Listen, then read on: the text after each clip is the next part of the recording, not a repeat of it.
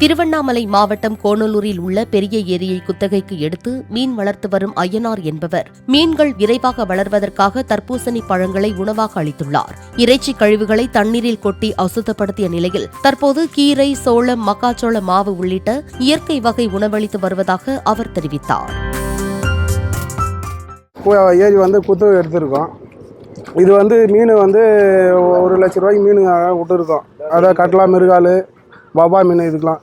அதாவது வெயிலினோட தாக்கத்துக்காக இந்த தர்பூசணி விவசாயிங்கிட்ட போய் கம்மி ரேட்டுக்கு வாங்கிட்டு நாங்கள் மீனுக்கு கொடுக்குறோம். அது இல்லாமல் கீரை, சோளப்பயிறு, இதை மக்காச்சோள மாவு இதெல்லாம் நாங்கள் இது கொடுத்துட்டு இருக்கோம்.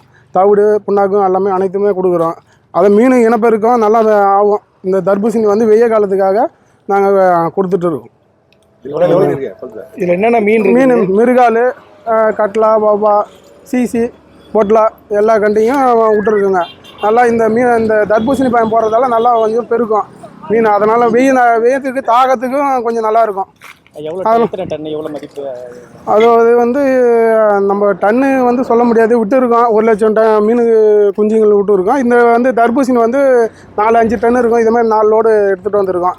எடுத்து டெய்லியும் போட்டுருக்கோம். இதுதான். எத்தனை நாள் மறுபடியும் போடுற மாதிரி வருமா மறுபடியும் தர்பூசணி? ஆமாம், ஒரு 2 மாதத்துக்கு தர்பூசணி, கீரை எல்லா வகையும் கொடுக்கணும். இதுக்கு கொடுத்தா தான் மீன் பெருக்கம். நிறைய பேர் இந்த ஆலைக்கெல்லாம் கொட்டுவாங்க. நாங்கள் அதெல்லாம் கொட்டுறது கிடையாது. இதெல்லாம் கொட்டினா தண்ணி கேடாயிடும். அதனால் நல்லா இருக்காது. தர்பூசணி மீன் சாப்பிட்றதுக்கு நல்லாயிருக்கும். வாங்குறவங்களும் நல்லா இருக்குது மீனுன்றதால எல்லாம் வாங்குவாங்க. நல்லா இருக்குங்க. சிறுகீரை ஒரு ஏக்கரா வயசு இருக்கும். அது இப்போ இன்னும் ஒரு 10-15 நாளில் அறுவடைக்கு வந்துடும்.